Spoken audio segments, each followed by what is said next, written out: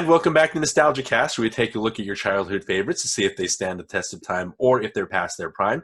I'm your co-host, Darin Lundberg. And I'm Johnny Craddock.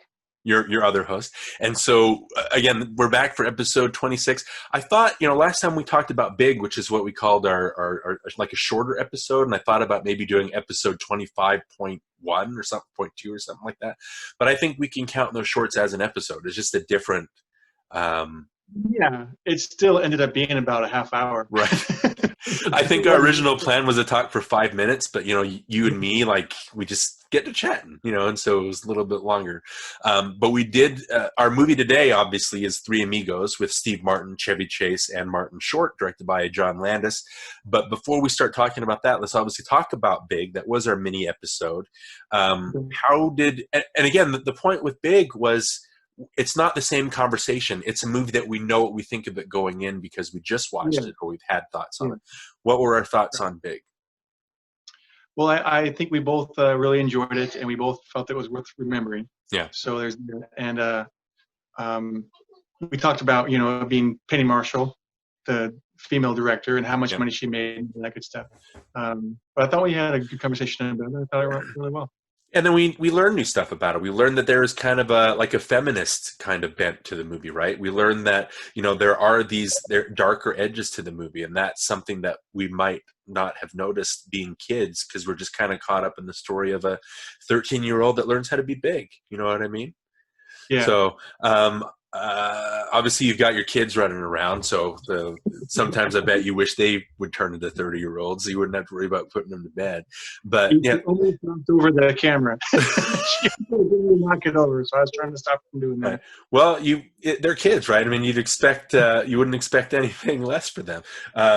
Because I've got it's like bolted, and I've got like the wood block, in the zombie movies where they put the wood up on the door, they barricade it. That's what I've got on my door.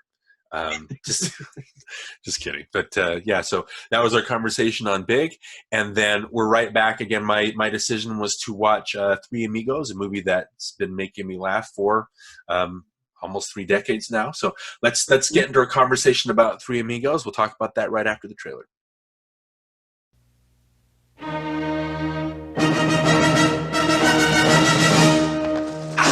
Let's ride! The Three Amigos. They were the biggest stars of their day. The Three Amigos are history. But that was yesterday. Look, boys, I know show business. Something always turns up. Telegram for the Three Amigos.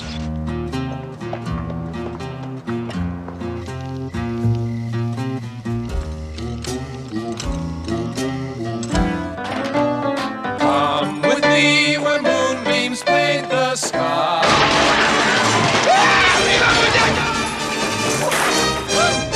Who are you? The Three Amigos! Arriba!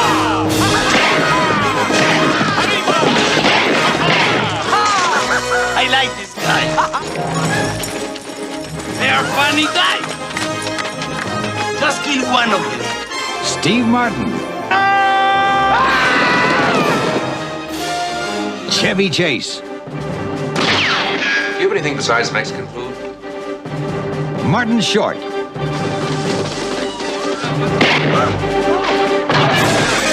The Three Amigos.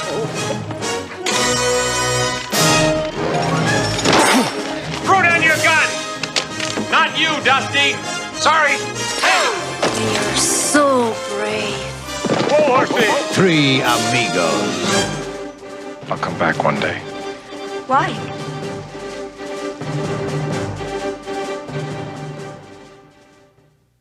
Okay, so Three Amigos. Not a very popular movie when it came out. Obviously, it's one of I've been laughing at it for, I don't know, I believe I saw it in the theater, so I've been laughing about it since, when was it, 86? So that's, 24 years? So it's been making me laugh for 24 years. We talked in our Dirty Rotten Scoundrels episode about Steve Martin and how he's one of my heroes. His humor... I just get his humor. It's something that just cracks me up. His dryness, and again, you can go on YouTube, and I would especially recommend for anybody who hasn't seen him, go on and find his acceptance speeches for, like when he hosted the Oscars, or when he did a tribute to Paul Simon, or when he accepted the Mark Twain Prize. That kind of, listen to his acceptance speeches, and they're very human, but they're also, just sum up his humor for me, they're very droll. So that's with Three Amigos. Obviously, let's dig right into it. What's your experience with the movie? I've told you a little bit about my experience. What's yours? Well, I didn't see the movie in a theater. I can't remember when I first saw it. All I know is, growing up, we often would get HBO packages occasionally, and when we would buy these 6-hour long VHS tapes, and then we would record all the movies that would be played on HBO on these VHS tapes. So I'd have Three Men and a Little Baby, and Three Amigos, and License to Drive, Vice Versa, and all these movies, and we would watch these movies over and over and over again. And this movie is one of those movies where I had it on the VHS tape, and it got overplayed all the time. I mean, we watched it all the time. It got to the point where the tape was all, the V-hole would be off on the tape because it was so worn out. You know what I'm saying? Right. So that's my experience with it. I don't really remember when I first saw it or what I thought when I first saw it. All I know is, like you, it always made me laugh. So there was that. Right. So you're talking about the VHS. You would record them on, what was it, the EP? Is that what I think on the VHS, for anybody that, first of all, anybody that doesn't know what VHS is these little cassette tapes we had to put into a little machine to play, and it was on tape, obviously. And so we had the 3 speeds that we could record on. There was the SP, I believe, which is the fastest 2-hour speed. And then there was the LP that doubled it, that was 4 hours. And then the EP that tripled it. And I'd always try to record things on the 2-hour after a while because it just had the better quality. But the EP is, you're right, you could have 3 or 4 movies if they were short enough on that same, and just put it in and just enjoy 6-8 hours or 7 hours of stuff. You know what I mean? Just straight. Yeah. And then we would take these tapes and we'd label them, Three Amigos and Rootin again, and we'd put them in and watch them over and over again. And but that's my memories of it anyway. It's just watching it on these little VHS tapes that we had. And I'm not sure if you can still do that. Can you still plug a VCR up to a TV and actually record whatever comes on off of the TV? I don't know. Is that possible? I bet it's possible. It's just it depends on the wires that you use, I guess, to be able to hook something. I think we found our old VHS player maybe 3 years after we moved into the house, and so that was back in about 10 years ago. And then we tried putting a tape in, and it just automatically ate the tape. So we're like, we've got DVDs, and then obviously now we've got streaming like crazy, and the digital copies and things. So I guess VHS is kind of pointless, even though I think I still owe our wedding video, and no, those have been transferred to DVDs, but your wedding videos and the videos the movies that we made, back when we were making those little dumb short films, those are all on VHS. Did you ever get those transferred to DVD? Most of them. I don't think all of them. I don't think I have all of them, but the ones that I did find, I was able to give them to DVD. Yeah. Right. I think what I try to do is, we made so many of them, and I know some of them are lost, so I purposely try not to think about the videos, because then it makes me sad that we've lost them. I don't know if that makes any sense. So I try to kind of keep those out of memory. But with Three Amigos, I said that I watched it in theaters. We talked about Dirty Rotten Scoundrels. You remember how I talked about my mom would take me to movies all the time, and watching her laugh and react to the movie it taught me about humor. So if she laughed at something, that told me it was okay to laugh at something. And I remember, my memory gets a little confused here. Mom used to have a friend named Veda who worked closely with her, and when Mom couldn't take me and she was working, Veda would come, and she was just she was like another, I have so many moms, she was like a third or fourth mom, something like that. And she would take me to movies all the time because it's something, she knew that I liked doing, and my mom knew I liked doing. So I don't remember if it was Veda that took me to see Three Amigos or if it was Mom that took me to see Three Amigos, but I do distinctly remember the matriarch that I was with wasn't laughing the same way at Three Amigos. There's the part with, the campfire scene, and you have the horses, the dum, dum, dum, the horses are singing, and the turtle says, "Good night, Ned." And that's something that made me laugh. That's always been a huge source of humor for me. And I've always thought that was so funny. But I remember the person I was with just kind of rolling her eyes and not really getting it. Good night, Ned. It's a different experience and a different kind of humor. And that's something I kind of want to talk about. I think Steve Martin can navigate that dumb, goofy humor as well as he can navigate the sophisticated humor.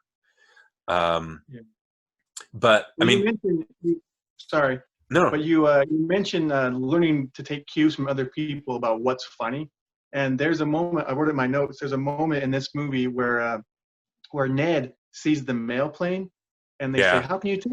And he says, the little balls. Yeah. And growing up, I would often see people laugh at that. And I really honestly didn't know why they were laughing. Like, I was like, a mail plane meaning a plane that delivers mail, or is it mail because it has male genitalia? I couldn't understand what was so funny about it. Yeah. And so I was kind of like the Lucky and the Dusty characters, like, what's so funny about that? Right. Well, I don't know if we mentioned this up top. I think we went right into it. But obviously you've got Steve Martin, you've got Chevy Chase and Martin Short. I think this is Martin Short's first movie, his big screen debut in a leading role. There were a couple more before this, I think. There was one, but I think he had more supporting. I distinctly remember on an interview him saying, and they had a retrospective where they had John Landis and Chevy Chase and Martin and Short came back for an interview with Empire magazine, I believe, and Short did say in there that it was his first big role. So I think it was his first starring role.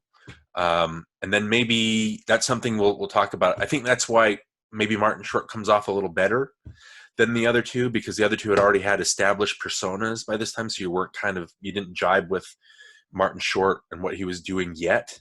I think you do by the end of the movie, because I think Martin Short's basically the same kind of shtick in this one as he is in mostly everything else. But we also talked, going into the movie a little bit, and obviously it made us laugh. And it's one of those movies. It's it's like the umpteenth remake of Seven Samurai. Kurosawa's Seven Samurai, where you have the town that's being besieged by these bandits, and they go out and they find heroes that come and save them.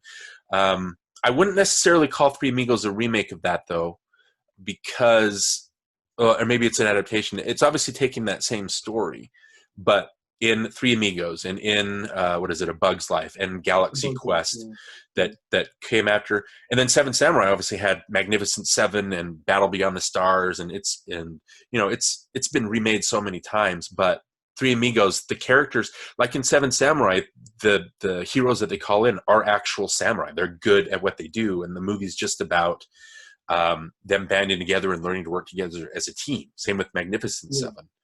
In Three Amigos and those other two I mentioned, they're clueless, and they eventually become heroes.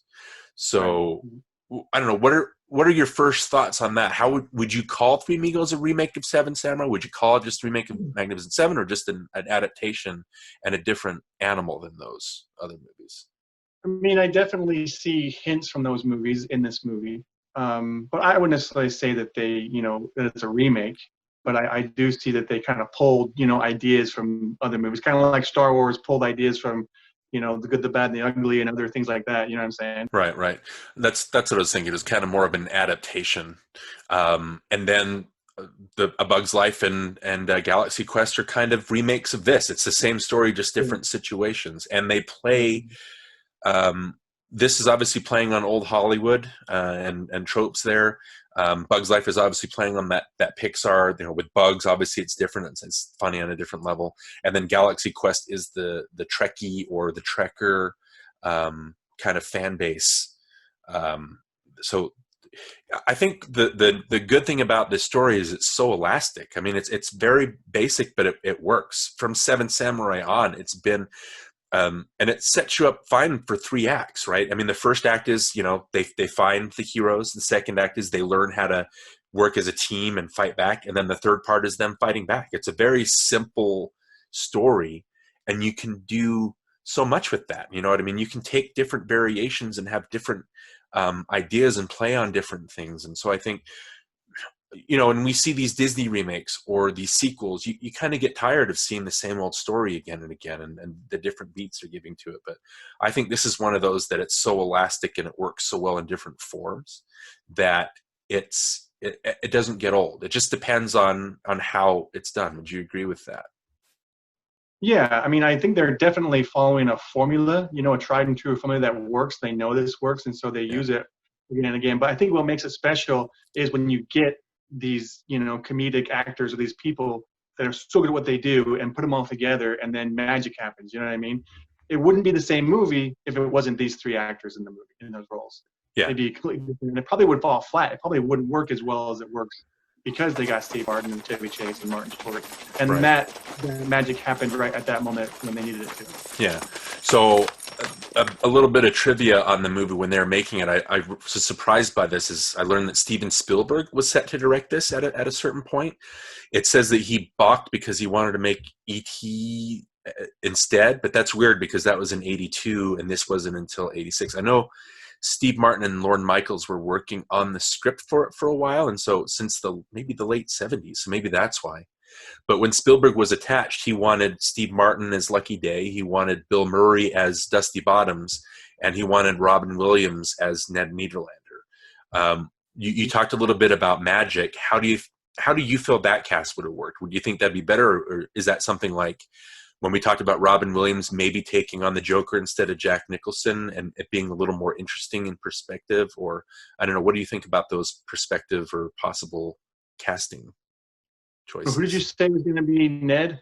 Robin Williams. Yeah. Huh. I'm not sure how much I think that would have worked. I think I could see Bill Murray as Dusty, though. Yeah. I can see his version of that. It just knowing Bill Murray. But I don't know if the Robin Williams persona would fit with Ned. I think Martin Short captures it, and I think it probably wouldn't have been the same movie. Right. Well, we're also talking about the script as it exists. I don't know if they would have retooled it to fit Robin's persona. I think, like I mentioned, Steve or Martin Short was. I'm going to mix up Steve Martin and Martin Short. We'll just call him Steve Martin Short combined. Anyway, Martin Short wasn't an established. Obviously, he'd been on SCTV, I believe, and he'd been on Saturday Night Live. So people knew who he was, but he wasn't as established at this point. I think if you threw Robin Williams from where he'd already done like Moscow on the Hudson and World According to Garp, and he'd already done not Batman. He'd already done Popeye. So Robin Williams is already a very strong character. I honestly think he probably would have overshadowed everybody else because he's such a big personality. He probably would have staged Martin Short and Bill Murray if they'd gotten Bill Murray. Yeah. But I think it wouldn't have worked as well because Steve Martin is always that guy who likes to have the center of attention in his movies. Yeah. Yeah. When I watch Steve Martin movies, I know you can kind of tell that he's the guy that likes the attention on him, just by what he does in his movies. You know what I'm saying? So I couldn't see those two fighting for screen time or fighting for attention. You know what I'm saying? Whereas Martin Short, you can tell he's more willing to give the limelight to somebody else. Right. And we'll talk about it. Martin Short's been in movies where he does try to steal the limelight. I don't think I'm not the biggest Martin Short fan as much as I am of the other two, and so I don't think he works for me as well. But it is interesting, 2 points.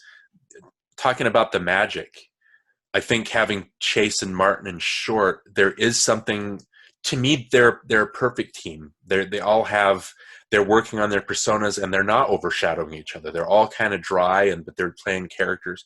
And another thing too, I do like that you said about Steve Martin that he does kind of want the attention, even though I think he's a gifted comedian.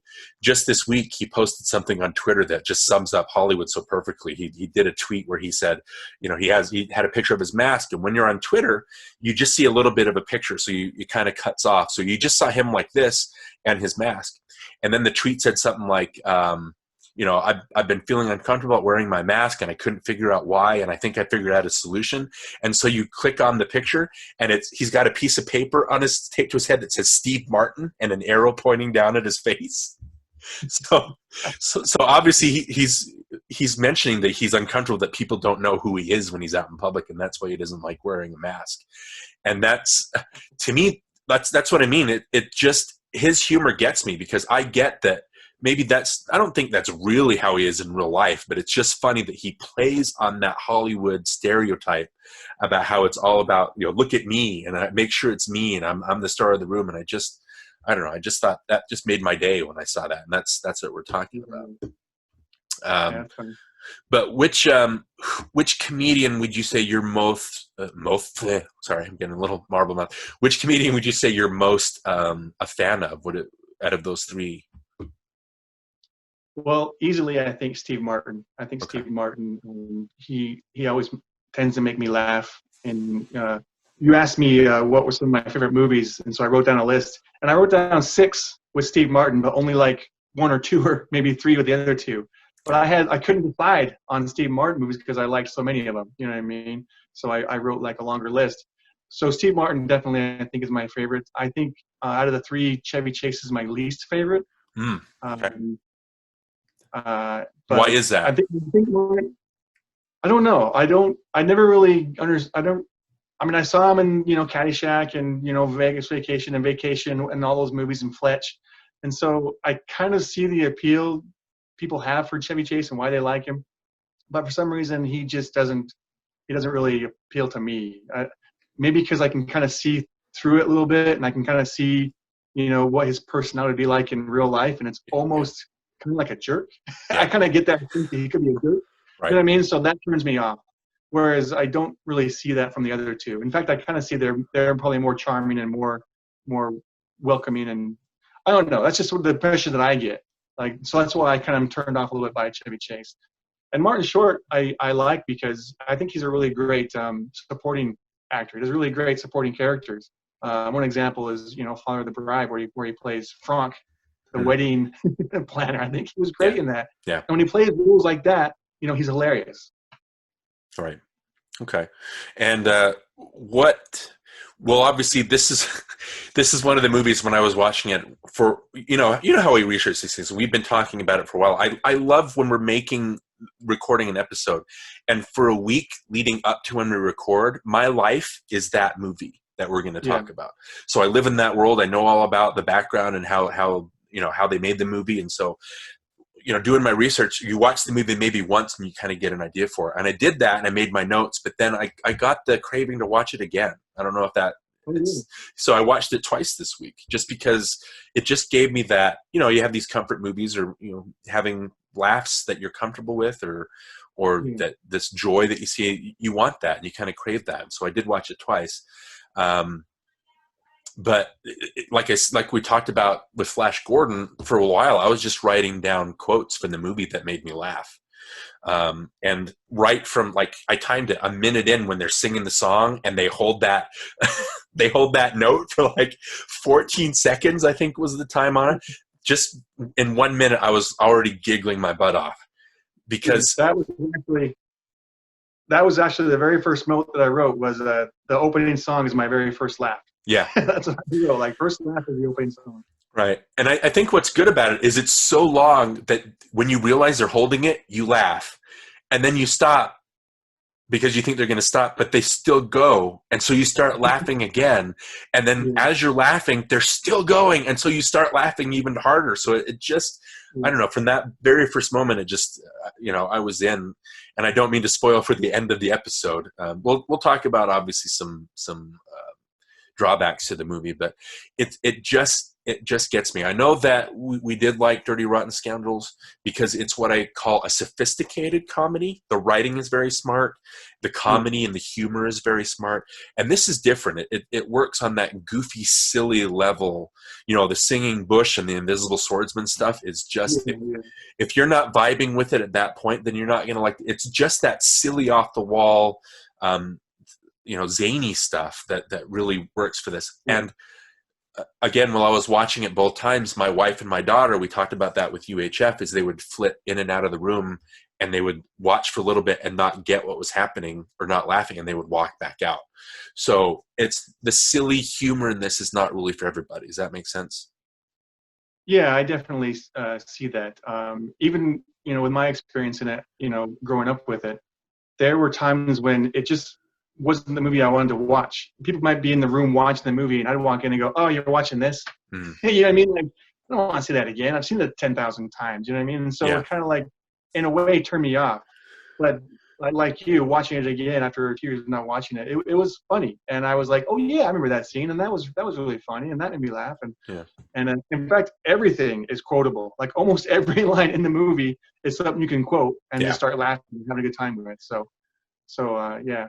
Yeah, and it's one of those movies. What is a plethora? That kind of stuff. That I say that at least once a week in the house. And everybody knows where it comes from because I've watched the movie. What's funny about that is this movie actually taught me what that word meant. I didn't know what a plethora was until I saw the Amigos. I also didn't know what's the other one? I didn't know what the word infamous meant, or infamous. Right. Yeah, so I was like, those are 2 words that movie taught me. Right, and it's you hear that word for the first time, it just means more than famous. That's obvious there. Like I said, for a while I was just writing down jokes. We talked about with Dirty Rotten Scoundrels before we start just losing our minds over the lines and how much we giggled at them.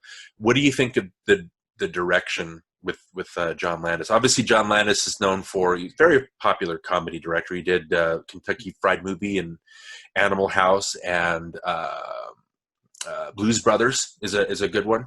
American Werewolf in London, which is a horror movie, obviously, but it's really, really funny. It has that funny edge to it. And then later, obviously, Trading Places and Coming to America. Comparatively to, we talked about Frank Oz's direction in Dirty Rotten Scoundrels. How do you think Landis's direction, first of all, how do you think he is as a director as far as those other movies go? And then how do you think he fared directing this one? I think he's fine. I think it holds up. It's definitely comparable to Dirty Rotten Scoundrels and movies like that. These are broad comedies that require, wide shots and not necessarily anything super cinematic or really sweeping, moving camera work. But it does hold its own. It does its job, and so I appreciate that. But one thing I wanted to mention, you were mentioning John Landis. He directed the video Thriller, right? Michael Jackson's Thriller? Absolutely, yep. So I mentioned that because the people would like to learn that dance and perform that dance in weddings and things like that. But I always wanted to learn the My Little Buttercup dance. I never learned it, but I've always wanted to. I've always wanted to learn that. My little buttercup has the sweetest smile. Dear little buttercup, won't you stay a while?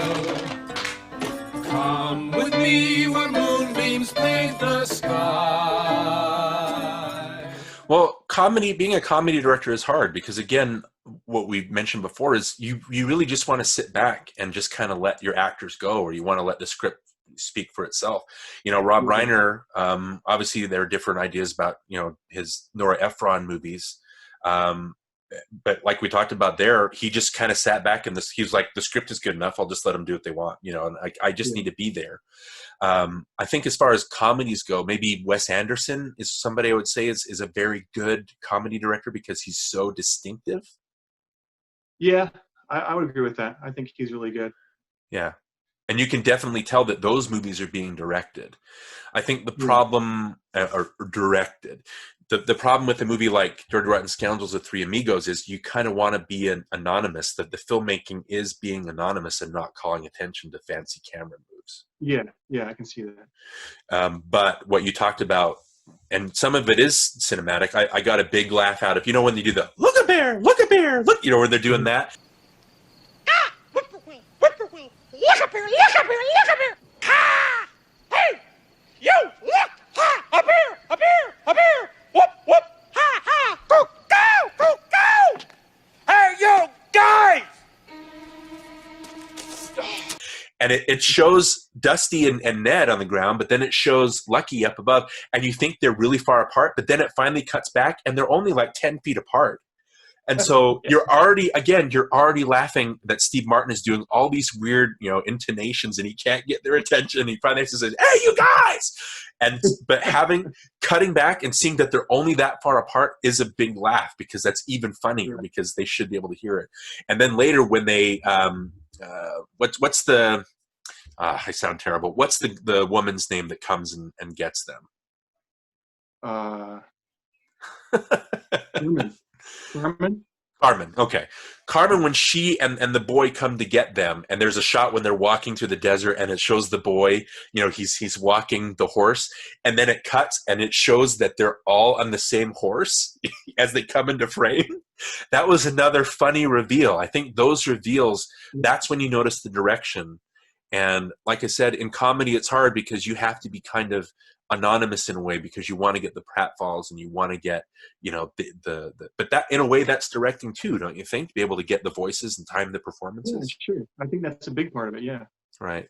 And then obviously Landis gets a bad rap. One of the interesting things about Three Amigos is that he was on trial at the time because of that whole Twilight Zone, the movie snafu. For anybody that doesn't know, there was I think it was 85, I'm probably getting the date wrong, but there was an anthology movie of the Twilight Zone where Spielberg and George Miller and John Landis, they directed segments. And Landis' segment, which had Vic Morrow in it, was he flashed back to like the Vietnam War. And while they were filming, Vic Morrow has a scene where he's trying to carry these two kids across this lake to get away. And there's you can read up on it. There was a whole snafu with a helicopter was flying too low, and Landis wanted the shots, and the kids were working past hours. And as Vic Morrow is carrying these kids across this lake, the helicopter caught in the cables or something like that and ended up crashing onto them and decapitated all three actors. I heard about that. I did hear about that. Yeah, and so there is this. Even today, Landis is trying to fight that stigma of being someone that killed somebody on set, manslaughter or whatever that is. So he was on trial for that at the time. So when he would go and during the day, and they would shoot Three Amigos at night, or maybe I'm flip flopping that. Orion, the studio that produced the movie, they took the movie and they recut it themselves. So we talked about. Martin and Chase and Short being comedy legends. It was funny seeing John Lovitz and Phil Hartmann for a scene. And in the credits, it's weird because it's obviously Phil Hartmann, Hartman, but in the credits, they spell his name Phil E, initial, and then Hartmann with two N's. So I was wondering, or did he just change his name later because it was so? And then what I mean by them cutting stuff out, there was supposed to be a beginning where you see, obviously you see the bandits taking over Santa Poco. They shot a whole sequence about that. And then there was another sequence introducing the Amigos where there was supposed to be, I think, a long tracking shot that followed them across the studio. And so it was very elaborate. You see all the other 1916 productions, going on in the background. And there was a subplot with Fran Drescher, another kind of comedy giant of the time, where she was playing a rival actress at the studio, but they cut that entire subplot. And then I think Sam Kinison showed up for a scene, but they also cut that. So there are these comedy giants that are in the movie. It was just interesting seeing all that. And again, you wouldn't think a movie like Three Amigos would be something that a studio would have a problem with, and they would try to take it out of the hands of the director. But what do you think? I mean, do you think the movie needed those bigger, more epic scenes, or do you think it works just as it is, introducing the Amigos in Joe Mantegna's office? I don't know. I never really knew those scenes were there or had been cut out. It'd be interesting to see what the movie is like with those scenes still in. Yeah. But from what I know of the movie, and I don't think it hurt the movie per se. I think it still is fine without them. Yeah. And I like meeting them, in the office. I think that's a great scene. One of my favorite scenes in the movie is that scene. I wonder what a bigger movie of this would look like. I think it works just fine the way it is, especially introducing our guys. I do like the silent film of the Amigos movie that first of all, has nobody heard of movies? I guess they were kind of new at the time. Has Santa Poco never seen or heard of a movie before? Well, they're kind of a remote little tiny little town. Maybe they're just living in the dark ages or something. Right. I could let that slide. That's fine. But I did think that the silent, I liked that it was parodied pretty well. I mean, when we're watching the actual silent, it's funny because everybody's so overwrought and they're kind of overdoing it. But when you watch silent movies, that's how it is. They're very animated and energetic. But when you watch a silent movie, it's not funny. When you watch this out of the context of silent film and knowing what they are, I think it works funny that way. Yeah, I've always kind of liked that part of the movie within a movie thing. Yeah. But I've never really liked the way they looked because they had so much makeup on and they had like the lipstick and the really crazy black and white movie makeup, and that's always bothered me. Right. It didn't bother me so much this time, but growing up, I always hated the way they looked in that part. But I liked that part, so I was always like, I was always torn. But I don't like the way the makeup came across in that. But I know that was overdone on purpose, so I know that was on purpose. Yeah. But it still bothers me. Yeah, and that's how it really was. And then when silent films and they started getting sound and going to color, they had to adjust that kind of stuff. What did you think? This is something I thought. Again, when I started watching Three Amigos, I didn't think there was going to be anything really interesting to talk about because it's just a funny dialogue movie. But I thought it was odd and endearing. The first scene with Joe Mantegna and Lovitz and Hartmann talking to the Amigos, they're playing up here. They're not playing it normal. Even Mantegna's got one of these voices that can either be serious and you can take it serious, or when he turns it on, it's obviously he's Fat Tony from The Simpsons. He's got one of those voices where he's very like a parody of that kind of character he's playing. What did you think? And his character, the studio head in the movie, he's a cartoon. Everybody in this movie is a cartoon. You know what I mean? Mm-hmm. Maybe even Carmen is a cartoon in a way because of the way she doesn't know about movies and she's so naive that she thinks that amigos are heroes. Do you think that works for the movie? That obviously when there's a way you could do it. You could do it, the silent stuff, and it's so overwrought. And then when you cut to the real world out of Hollywood, and you could still do Hollywood overwrought, but when you cut to Mexico where they're trying to fight the bandits, you could cut and have it be totally straight and have it be a totally scary movie and have these three idiots going up like an actual horrifying tyrant. Do you think the movie would have benefited from that? Or first of all, do you agree that everybody's a cartoon? And do you think the movie benefits from everybody being a cartoon? I do agree with you that everyone kind of overplays it and overacts a little bit, but I think it works for the most part. I really like it, and I think you need that for a broad comedy like this. I don't think it would work as much to play it more serious. You sent me a message about silly versus serious comedy, mm-hmm. And when I think of that, the first thing I think of is like the Coen brothers, or like you mentioned, Wes Anderson. Those are like serious comedies, even though they're somewhat silly. They're still serious, but yet this is okay to go full silly and full slapstick and totally broad and overdo it. And so I think because of what they tried to accomplish, what they're trying to accomplish, I think you need that big broad overaction from the actors, and I like that actually. I think it works. Right. Plus, maybe at the time they made it, the Mexican characters coming off as caricatures, it goes down a little easier because they're not. They're playing on a stereotype. Again, it's about subverting those expectations. When Jefe and El Guapo are talking about plethora. Many piñatas? Oh, yes, many. Would you say I have a plethora of piñatas? A what? A plethora. Oh, yes. You have a plethora. Jefe, what is a plethora? Why, Guapo? Well, you told me I have a plethora, and I just would like to know if you know what a plethora is. I would not like to think that a person would tell someone he has a plethora and find out that that person has no idea what it means to have a plethora. Forgive me, Guapo. I know that I, Jefe, do not have your superior intellect and education. But could it be that once again, you are angry at something else and are looking to take it out on me? Like what, Jefe? Could it be because you are turning 40 today? No. Could it be because Carmen chooses to sleep in her cell instead of with you?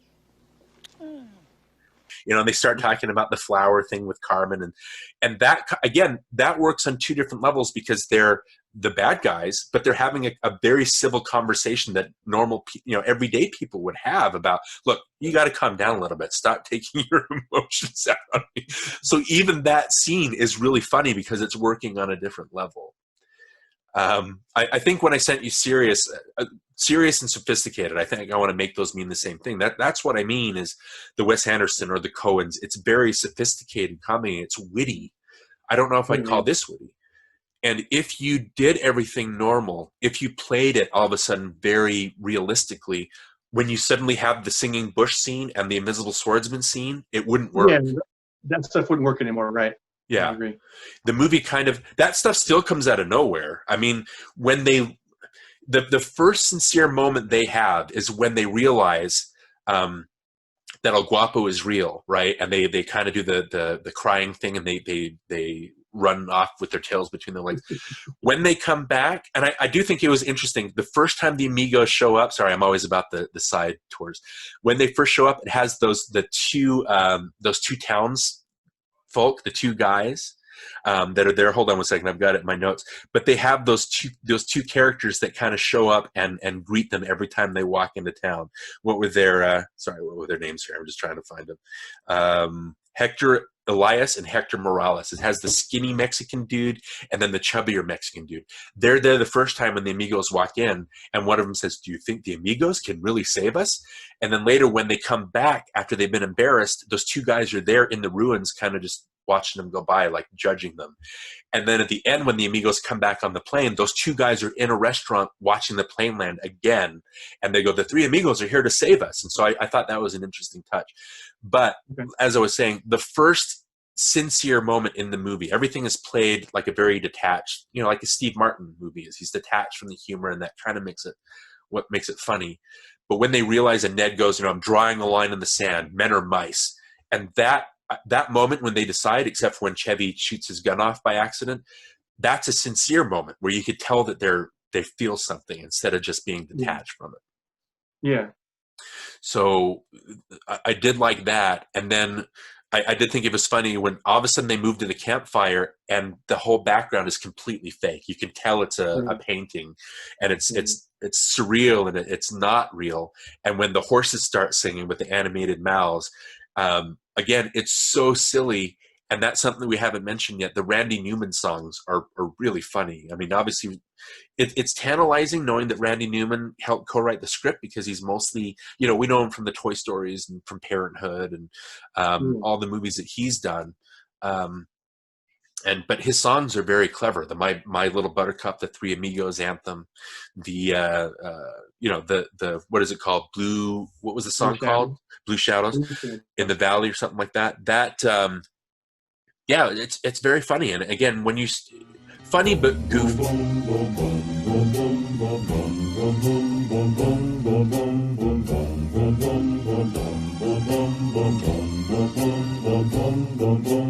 Blue shadows on the trail. Humor right there, especially when the turtle talks. That's something that's just a little off the wall. Yeah, you mentioned that, and it's funny you say that, because I remember watching this, like I say, 100 times growing up, and that was one of the scenes that I always got bored. Interesting. That scene come on, and I'd get bored. I'd just be like, get past this scene, get back to the funny stuff. You know what I mean? Yeah. I don't know why this is even in this movie. I never really understood it. I mean, I do now, but even the horses singing and the talking turtle were kind of like lost on me. They're kind of like, okay. Where did that come from? Right. Yeah, and then the very next scene is them in the desert, and the whole canteen and the sand in the canteen and the lip balm and that whole thing.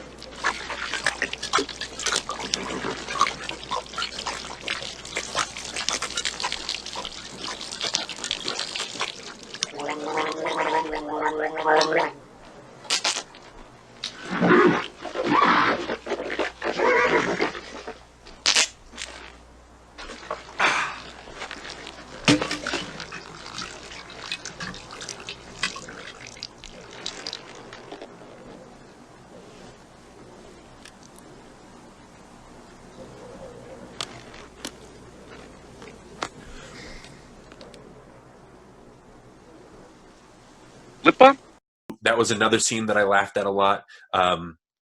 with the canteen, or how Martin has, or Lucky has no water, and Ned has the dirt, which I hope is Nestle's Quick. I hope it didn't put actual dirt. But even before that, like the song, the My Little the Buttercup, what I loved about that is, first of all, that they're being mistaken for bandits, because the German comes in and says, my guys are going to be in here, and everybody's so afraid that they're going to shoot up the place. And when Ned goes, there's no hotel rooms, I would kill somebody, like that. And it's funny because the guys think that they're killers, but he's just a spoiled Hollywood brat.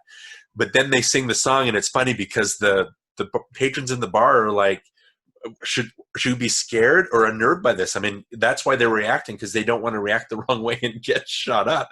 But the part that made me laugh, again, I laughed out loud this time, and I keep forgetting it, is when they go to the bartender and he sings perfectly in harmony. He's got a beautiful voice all of a sudden.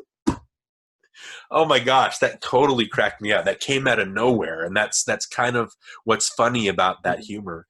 There's one scene that bores the crap out of me, and it's when they're sewing the costumes. Yeah. I don't know why. I think it's funny. The idea is funny that that's their their strategy to beat El Guapo is to sew these costumes, because that's their talent and that's what they can do. And so that's funny. But when I watch them sew and they're not using any thread and they're not really making anything, and it's just like, it's so boring to me. Yeah. I hate watching that scene. And then in the end, when you see the three amigos running back and forth with this like super detailed stitch work in their costumes, and it's obviously Chevy Chase, it's obviously Steve Martin, and then at the end when they walk out, there's like no lines across their things, and there's like nothing, there's no embroidering, there's no nothing going on. And so that's always bothered me. Yeah, where did they get the ammunition from? Didn't they say early in the movie that they have no guns or weapons? I know. Right? I don't know. And I agree with you. The sewing scene, there's nothing really funny going on. It resorts to having Martin Short come up and talk to the old grandma going, so like the wind, which isn't funny, but he gives it that little oomph that makes it. And you're like, all right, what was that, So, very old one. So like the wind. It did weird me out because all of a sudden they're singing in the middle of it, even though you had the Three Amigos opening anthem. But it is very reminiscent of like the Marx Brothers movies, like Night at the Opera and Day at the Races. They would break into these musical numbers, and for me, I kind of still have a problem watching those, because I'm like, what does this have to do with anything? Like this doesn't have the Harpo and Cheek. Those guys are in it. What's the point of having these other blander characters just sing a song for no reason and not advance the plot? But that was just, and I think that's maybe why Duck Soup is my favorite Marx Brothers movie, because it's a flat out satire, and they don't have as many, if any, of those musical numbers. But even so, I get what it's doing. It is being reminiscent of those silent films of the time. And then just adding that different spin to it. And then cutting to the singing bush. Again, that's so stupid. It's so dumb. And then they shoot the invisible swordsman. First of all, when they're in the campfire and they're like, hey, what were the directions again? And he goes, well, we've got to turn left at the rock and we have to meet the singing bush. And I was like, where did they get those instructions from? I guess they talked to the boy, but it's like, what? Singing bush? Yeah. And you know what I mean? It's so stupid that you kind of, and all the songs, I think the Singing Bush is just Randy Newman sped up. And so when... I was going to say it's Randy Newman. Right? Yeah. Let me talk to him. Excuse us. Are you the singing boy? Yeah-ho, blow the man down. Yeah-ho, blow the man down. Hello? Yeah-ho, blow the man down. Hi. Give me some time to blow the man down. Excuse us. Good night, ladies. Good Hey! night, ladies. Good night, ladies. We're gonna leave you now. Merrily we roll Forget it. along, My roll guess along, is this roll is the along, singing merrily bush. we roll along. Yeah, so what do you think about that? Is it just the stupidity of that scene that makes it funny, or what? First of all, did you think that part was funny? So. I did think it was funny. Yeah, I liked Singing Bush. I liked the Invisible Swordsman part. I was going to mention the bartender in the cantina. I think he kind of steals those scenes. I think he does such a good job that he kind of steals the show in those scenes. Yeah. And I think I really, really like the bartender. Right. I like when he goes, "Is it fattening?" Fattenings? Oh my gosh. Yeah. Again, it's just those little details. I think Oh man, what was the song that they were singing with the let's see, the singing bush? When the singing bush is singing "Blow the Man Down," and I can't make it do it justice, but when he's singing that, when they're trying to excuse me, are you the singing bush? As they're talking to a singing bush, it's like, you guys. But he's singing "Blow the Man Down," and I think the way that he's singing it and the bush just keeps going, it's so stupid. It just makes me laugh because it's so silly. Yeah. And the question that I had is like, why would Chevy Chase, why would Dusty Bottoms, why would he all of a sudden, like when they say you need to say the magic words and shoot your pistol in the air, and then he walks off going, "Oh, give me a break." It's like, why would you say that when you're talking to a singing bush? I would think at that moment, anything's a go. You know what I mean? Just so dumb. When Chevy Chase, he says they all have that nonsense chant that they do, and then when Chevy says his and shoots, and you just hear the Chinese, he falls over. Martin and Lucky's like, "Oh, great. You killed the invisible swordsman." I don't know what it is. Just the line delivery and the situation they're in. Especially both times I watched it this week, I was in hysterics. Each have to fire one shot in the air, say the magic chant, and the invisible swordsman will appear. Money!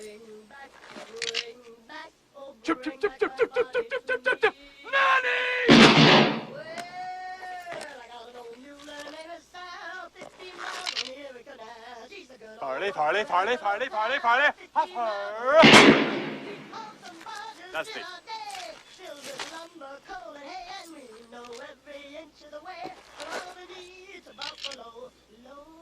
And I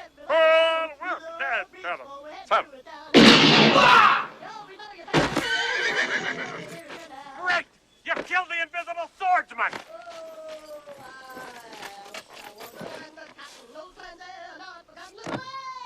He's dead, all right. How was I supposed to know where How he was? did Martin Short character know where to find him if he's invisible? How did he know where to go? I guess he outlined the thing, I guess. Yeah. He still walks over and like picks him up and drops him. Oh my gosh, so funny. But that's the kind of thing I'm talking about. It's so, the whole movie is just pitched at this level. It's so silly that you either go for it or you don't. And I get, would you consider this being, like my wife calls Monty Python and the Holy Grail, which is my favorite funny movie. It makes me laugh more than any movie, but she still calls it a midnight movie because it has to be midnight and she has to be kind of tired to be able to jibe with that humor and really get into it. Would you call Three Amigos a midnight comedy? Midnight movie? I can see why she would say that. However, it always makes me laugh. It's one of those ones, like we did UHF a while ago, and UHF is another movie that always makes me laugh. Like no matter what mood I'm in, I always find something funny about it. It always strikes me funny. So, but I can see why she would say that, and I can see why other people might think that too. Yeah. Because, like I say, with my experience with it as a kid, like there were times when I just didn't want to watch that movie. And it was just like I just wasn't in the mood for it.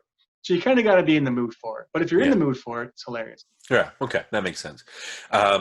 Obviously, we talked about the villains. Like I said, it's a satire of what those villains are. Especially in today's culture, and people, it is offensive if you have a Chinese character in a movie talking, with the buck teeth and talking, because that's giving off an impression that it's not what Chinese people are. It's the same thing here. I think, like we talked about, the characters are so cartoonish.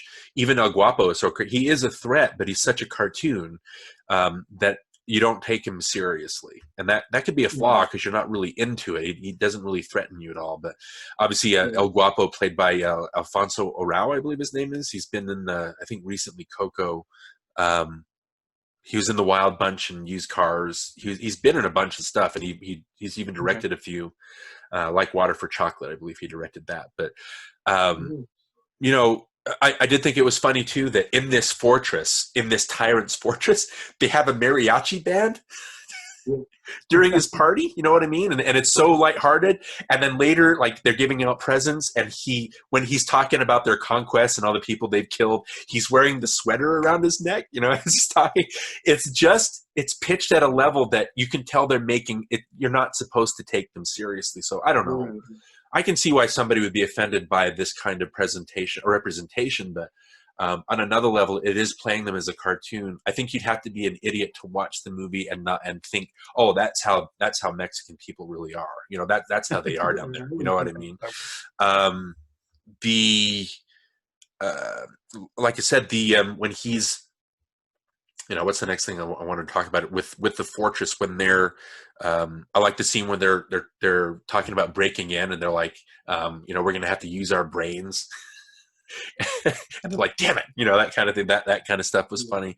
I did like, you know, they set up the German as being a sharpshooter. We talk about the goofy humor, but one piece of writing that I did like is they set the German up to be this threat. And so when he starts fanboying over Ned, and he's like, you know, I love the way that you learned how to holster your gun and you were quick on the draw, but then I learned that, you know, movies were fake and it was all about trickery. And Ned's like, no, I really learned how to do that. You know, I knew how to. I like how they're playing off your expectations of, you think Ned's going to be killed. You know what I mean? Because he's a goofball. But him saying that he did practice and he knew how to do that stuff, I like that he's able to defeat the German. You know what I mean? That's a neat bit of writing because you don't expect it. It kind of subverts those expectations. But, I mean, the way that they escape is kind of, you know, holding one gun and El Guapo. You know, that's how and having them all lie down. You think that's going to make them escape, and then they find the airplane, and that's what we talked about with the. It's funny because sure they get ahead of El Guapo's gang. But how far ahead are they that the whole town of Santa Poco is able to sew those costumes for everybody? You know what I mean? But again, it does have the dialogue where Steve Martin gets up and he gives that inspirational speech about, you know, each of us has the El Guapo inside us that we need to defeat, in which case is the actual El Guapo. In a way, all of us have an El Guapo to face someday. For some, shyness might be their El Guapo. For others, a lack of education might be their El Guapo. For us, El Guapo is a big dangerous guy who wants to kill us. But as sure as my name is Lucky Day, the people of Santa Poco can conquer their own personal El Guapo, who also happens to be the actual El Guapo. I was laughing so hard that I kind of forgave all the slowness of that scene and the where do they get the weapons or how are they able to sew. Those three scenes where you have the campfire scene, and then you have the scene where they're in the desert with their the cantinas or whatever, where they're trying to drink water, and then you have the singing bush scene. Those are like individual skits. You know what I mean? And so I was wondering, do you feel that the whole movie is kind of just a collection of skits strung together, or do you think it's an actual story? I think as a whole, I think it works with a through storyline. I think it works. Okay. So like I say, they're borrowing from other movies. Right? They're borrowing from what they know works. They have a known formula that they know works. So I think as I can see that there are some skits thrown in here and there, I do think that overall it has a through storyline and it works. Right. And the whole movie, I was arguing with, is it a skit movie? Like, is it just strung together? Is it a pastiche? Is it episodic? But then you have the scene at the end where they're saying goodbye. You know, Dusty gets to kiss the woman, and Lucky gets to kiss Carmen. And then the beautiful woman comes out of nowhere. Not that the other two women aren't beautiful, but obviously the dolled up Hollywood version of the woman comes out and kisses Ned. That's not really, you know, a drop dead funny punchline to that scene. You know what I mean? Every skit needs to have that kind of punchline. The punchline to the campfire scene is when the horses start singing, and then the turtle says, you know, good night. The punchline to the stuck in the desert part is when Dusty realizes that the other two are staring at him, and he goes, lip balm. You know, that's the punchline of that. Or when he shoot, you know what I mean? A skit has to have that punchline or something that it builds to.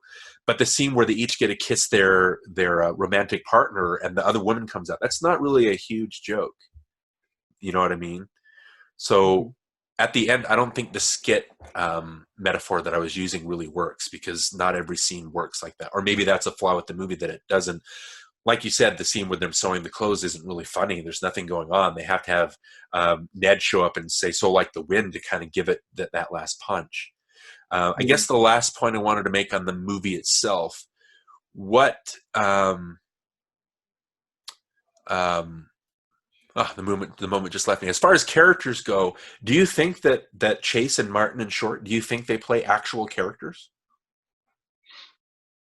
I would say the one who plays the least character is Chevy Chase. I think he just is basically playing himself. Yeah. But as far as Steve Martin and Martin Short goes, I think they're playing a character. Okay. I think absolutely. Well, I would say I would agree with you. Chevy Chase is just kind of there, and he's just Chevy Chase. There's nothing really more to him. He's still playing on that idiot bumbling persona. Yeah. Steve Martin, I would say, doesn't really have there's nothing to him really. He's just the leader.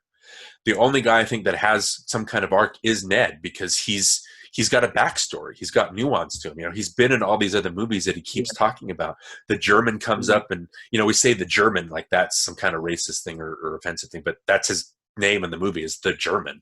And then the other two guys that are with him are German's friend number 1 and German's friend number 2. But having Ned have that character to play and having him be like kind of this child actor that grew up, and he has that thing where he is a good sharpshooter and he does end up killing, that is a character. That's at least something to play with versus Chevy Chase just being Chevy Chase and Steve Martin, even though I love Steve Martin, just being Steve Martin. So, okay. So did you, that's it as far as the movie goes. I think we talked about, did you have anything else to add before we move to our final segment on that? Well, you were speaking about Martin Short, and one of my favorite scenes in the movie is his story about Dorothy Gish. Like, that's just one of the funniest things in the world to me, with those little kids and those old ladies just looking at him tell the story about how he met Dorothy Gish for the first time. And it always cracks me up. In fact, I used to, just for fun, I would find people who hadn't seen that movie and then just recite that monologue to them as if it happened to me, and see if they'd believe me. Right. Dorothy Gish, Lillian's cousin or whatever you call it. That's so funny. Okay. So again, this is a movie that made us laugh. I guess moving to the, before we move to our final segment, there's kind of an intro to that. Something I wanted to do that I think we did with Batman is kind of a new thing where you watch the movie and you have an opinion of it. If there's a single scene in the movie that kind of sums up the movie for you, when it's my turn, I want to try to find a scene that kind of speaks to that. When it's your movie, I want to speak to that. If we have a guest on, we can have them do the same thing. But if I could pick one scene in the movie that helps define the movie for me, like we talked about in Batman, when they have the Bruce Wayne, Vicky Vale Joker scene that leads nowhere, and that kind of sums up the movie for me. With this one, we've already talked about it. It is, it's the 3 scenes, actually. It's maybe not so much the trapped in the desert scene, but it is the campfire scene, and it is the singing bush scene. There's a humor to that movie. I get what they're doing in the campfire scene, where they're trying to be like the old silent movies. Or the old, not silent movies, but the old comedies like the Marx Brothers. And then with the horses, obviously that's goofy. When you do the singing bush and the swordsman, that's really silly. And I think to me that sums up the movie for me, because it's pitched at this level that's not realistic, and it does have this story that works. But as far as worth a remake or worth remembering, I think it is worth remembering in that way, because it is funny enough that it does have a stamp. I know Roger Ebert gave it a negative review. He had kind of the same problems with it, but he said he didn't laugh once, other than like the Randy Newman songs. And to give it 1 star is weird, because I get that, but I don't think it's like a stupid movie. I don't think that it's tasteless. It's got a flavor to it, and especially those scenes. If you don't jive with the movie in those scenes, then the movie's not going to work for you. It's not the kind of thing you're looking for. If when Ned goes and picks the sword up and drops the invisible sword, and it makes an impact, right? You can tell there's something there. If you're not giggling at that kind of thing, then it's not a movie for you specifically, and that's okay. This isn't a movie, like I said, it has to kind of jibe with what you want out of a comedy and what you expect to laugh at. I liked that it had the out of nowhere moments. I liked the lines. I like when they're eating the dinner and Dusty has the nerve to say, do you have anything other than Mexican food? Or when they walk in the bar the first time and Lucky's like, we're not Mexicans. We're from out of town. It's like, oh man, it's just those individual lines. I think there is a humor to it.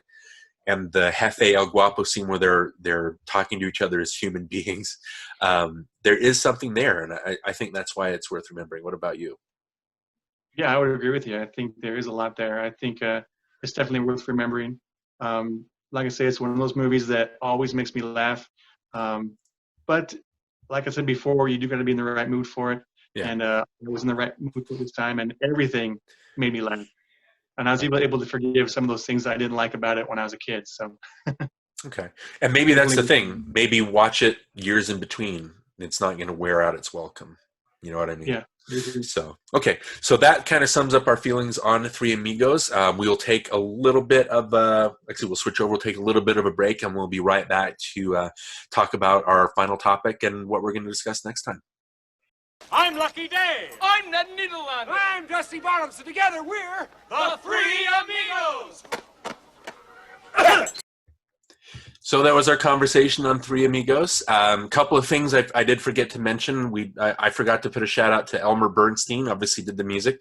It's funny. The other thought that I had just really quick is it's a comedic version of his Magnificent Seven theme that he did for that. So, but it's funny because like you could as the music exists right now, I think it could work for a movie that was made in the 1930s or 1940s. You know what I mean? Yeah. I think it's classic Hollywood enough that it would work if you saw those. But watching it in the context of this movie, it also works as a comedic score. I think that's interesting. He's able to play with both. And then we mentioned kind of at the top of our conversation that the movie wasn't a big hit. It only made something like $39 million, which is weird knowing that Steve Martin and Chevy Chase were kind of at the height of their powers, so to speak. You would think the movie, that would be box office gold, but it didn't. It didn't make as much for Orion as they wanted it to. And that was the thing I wanted to talk about before we move talk about next week is maybe it'll be kind of a lengthy conversation, but we talked about it briefly. Steve Martin, Chevy Chase, Martin Short, their careers and their comedy styles are very, very different. Would you agree? Yeah, I would agree with that. And so maybe Martin and Steve Martin are kind of on a similar plane, but when it comes to, I would agree that they're all somewhat different and unique in their own right. Yeah. And just watching the movie this time, it was because obviously I'm a big Steve Martin fan. We talked about that at length.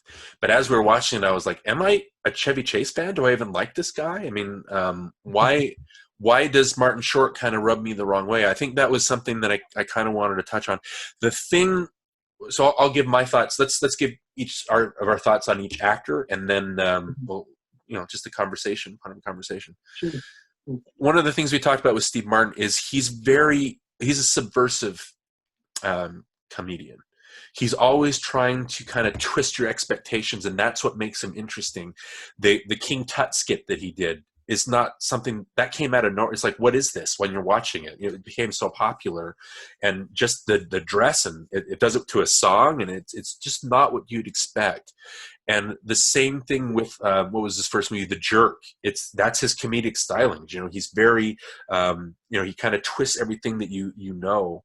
And then looking on his filmography, The Jerk, he could have coasted in that persona, kind of like Chevy Chase and Martin Short coasted on theirs. But like we talked about with Queen in the Flash Gordon episode, what makes Queen work today is their music, like we talked about, was ahead of their time.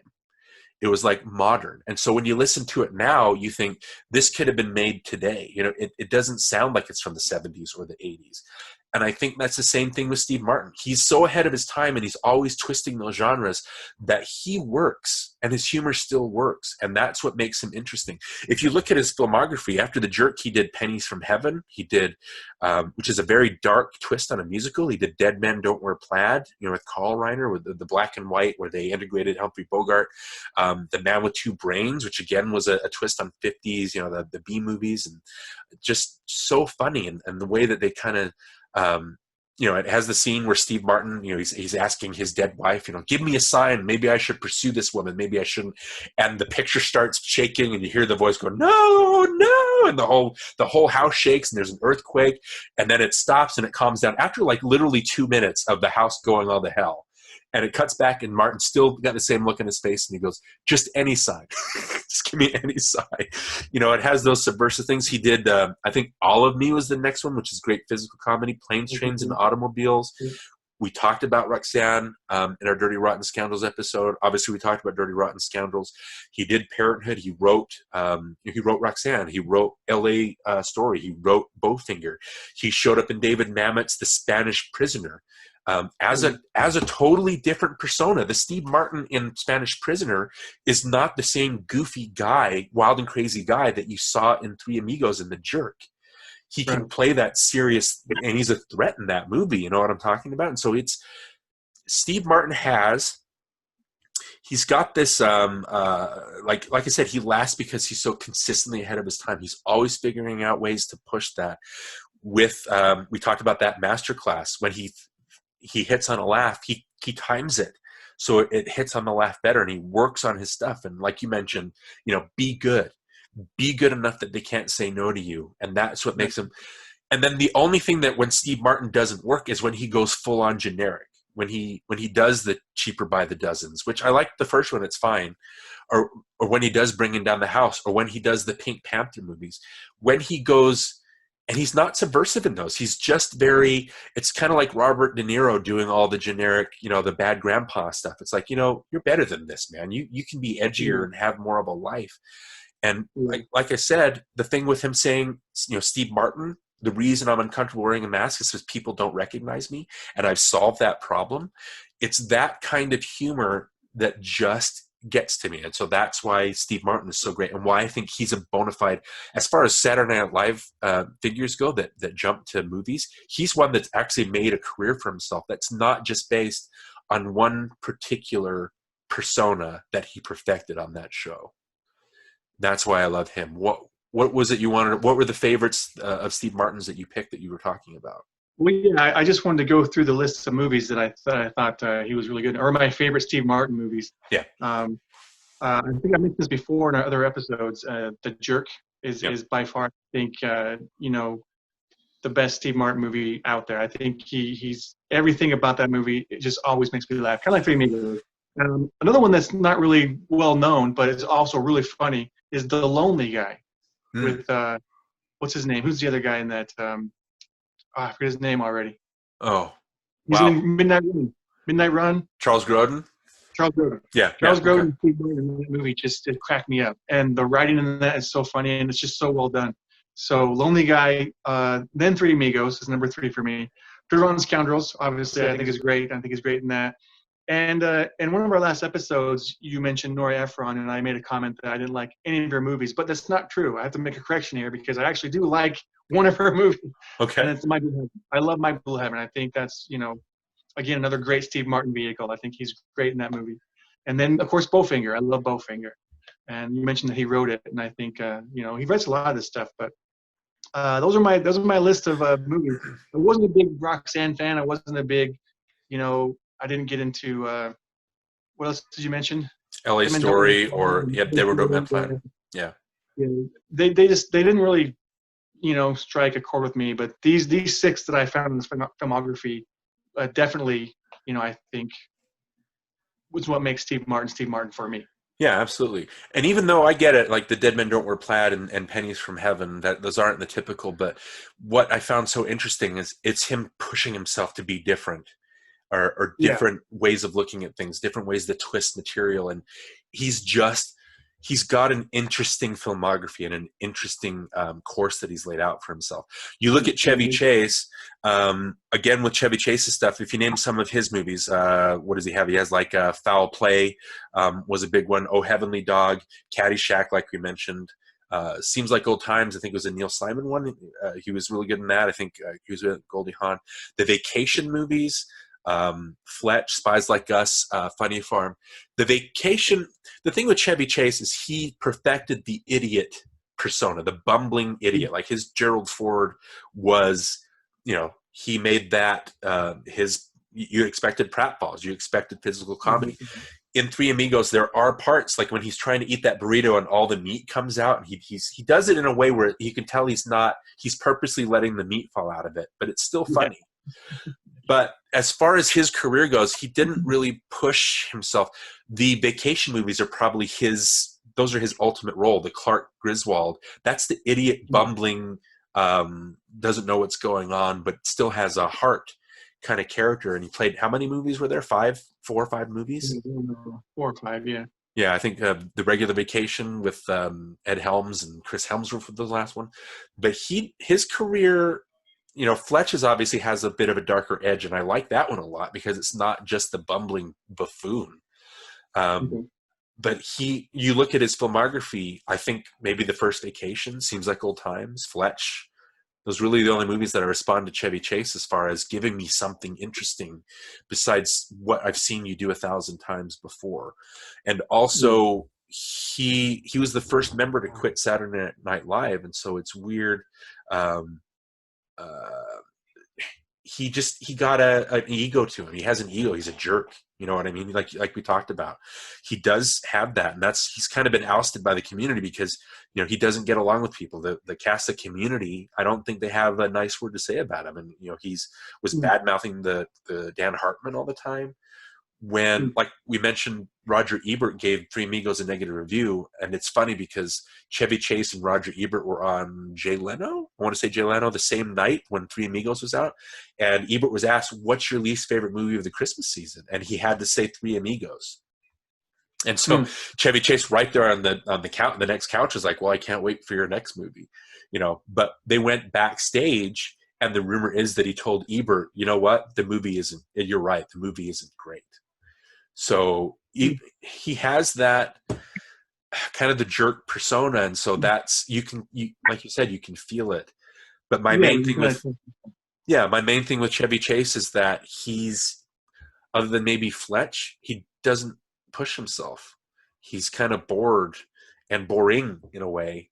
But like when he's on, he's on. I think he is funny in those movies. And Griswold, like I said, is his ultimate character, and I think he plays that well. But your turn. What do you think about Chevy Chase? Well, yeah, like you say, I think he is he plays Chevy Chase in everything he does. And I wrote down Vacation and Caddyshack, but I don't really like those movies. You know, they're okay, and he does fine in them. But the only movie that I actually really put on the list was Three Amigos. I don't really like Spies Like Us. I don't really like Fletch.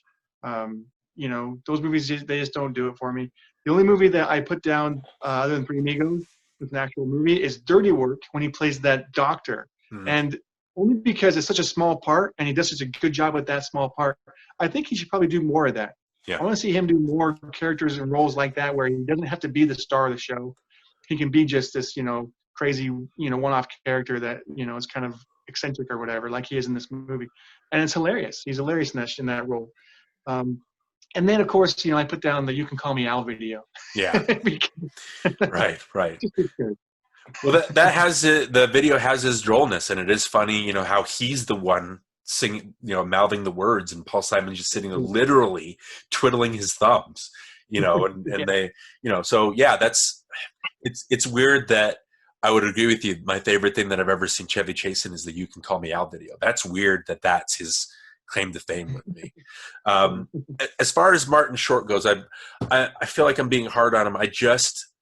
I know that he's great in real life. I like seeing Steve Martin and Martin Short play off each other in their stand-up and their tour that they've been doing. They have a Netflix show. They're fun when they bounce off each other. Yeah, I like when, you know, like I mentioned, Steve Martin, when he's doing his acceptance speeches, he was talking about Martin Short one time, and he was like, you know, poor Marty, he really liked the gift baskets we got in the back until he found out that they were taxable. You know, so they poke fun at each other, and it's really great. The thing with Martin Short is if Steve Martin's a subversive, droll one, if Chevy Chase is the idiot, bumbling one, Martin Short is the energetic to a fault. What was the word I used? He's, for lack of a better term, he's loud and obnoxious. I mean, he's shouting everything a lot of the time. He's so big, and his persona is so huge, and he's got the musical talent that he breaks into song, and he's got the chops to do that kind of stuff. I just think that it's one note, and the loudness And the impersonations, he's good for that too. Doing all his roles in Saturday Night Live. The one thing that I remember Martin Short from is he played this character named Ed Grimley, where he was this Poindexter, and he had his pants like pulled up to his chest, and he had this hair, like I call it, there's something about Mary hair, where his hair's sticking up, and he's just wandering around. And he's like, "Oh, that would be great, I must say." And so I remember doing that for my family, and having my hair and running around and getting laughs out of that during that impression. So there are things that Martin Short makes me laugh at. He's not one of those people that I watch and like, but I do agree with you. I think he's better as the supporting role in Probably the Bride. In Santa Claus 3, for example, he has the spotlight's on me. When I'm in the movie, the spotlight's on me, and he's so there, and he's so his turn to level 12 that that movie is just unbearable because of him for me, because I don't enjoy what he's doing. Stuff like Clifford, where he plays a little boy, I don't. That's the kind of thing I just don't find that very funny. And I feel bad because, like I said, in real life, he's very likable. He's a likable guy. You want somebody that wants to come in. I think the Letterman quote was, David could relax when Martin Short was on, because Martin Short could go for 6 minutes and David could just sit back and not have to do anything, because he knew Martin would give him a good performance. But like I said, I think he's better when he's in short doses. I like him when he and Steve Martin are playing off each other. When they sing the My Little Buttercup and they're like, "My name's Lucky Day," and I'm Ned, when they do that, I was like, this is just like their stand-up routine that they're doing now. I mean, you could tell where that's coming from. But like I said, I don't want to be hard on him. I know he's got a strong fan base, but what do you think of Martin Short? I know you said that Chevy Chase was your least favorite. Yeah, I do like him better than Chevy Chase. The list I made for Martin Short was Three Amigos is by far, I think, his best. I really like him in Inner Space. Have you seen Inner Space?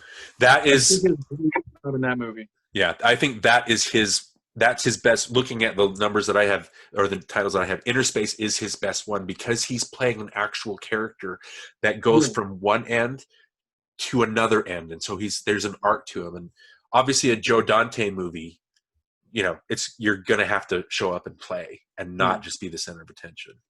So I agree with you. And then the only other two movies that really stood out to me on his list were Pure Luck, and not really because of his performance or anything, just because I like the premise behind the movie, and so there's that going for it.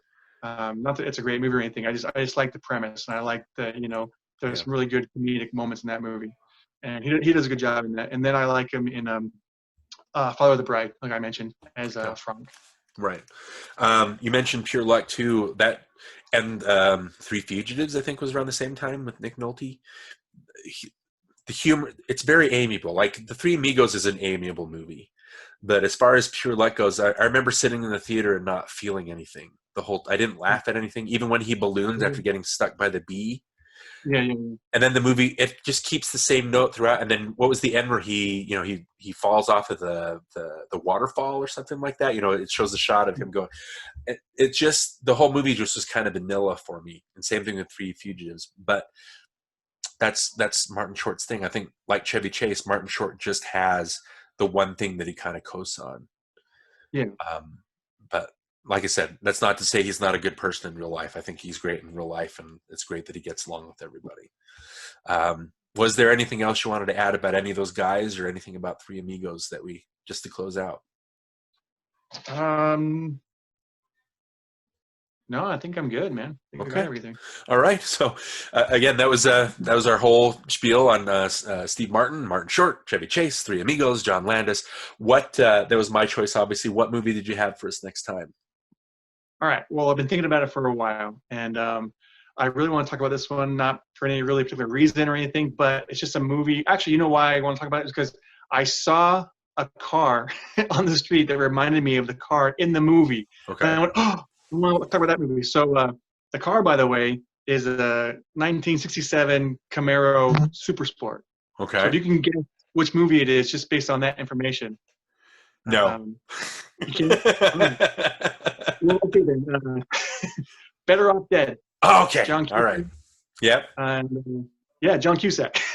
So we'll talk about Better Off Dead next time. Did you say Joan Cusack or John Cusack? Is Joan in that? I don't know if she might be. I don't know if she's there or not. Yeah, I have to.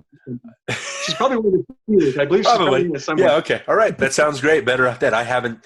That's a movie that I literally haven't seen in maybe 2 decades. I can quote it, but I haven't seen it. So you're giving me a good excuse to see that. So, yeah, let's continue with that kind of comedy bent that we've got going, and we'll talk about Better Off Dead next time. But for now, signing off from NostalgiaCast episode 26. My name is Darin Lundberg. And I'm Johnny Craddock. And we'll see you next time.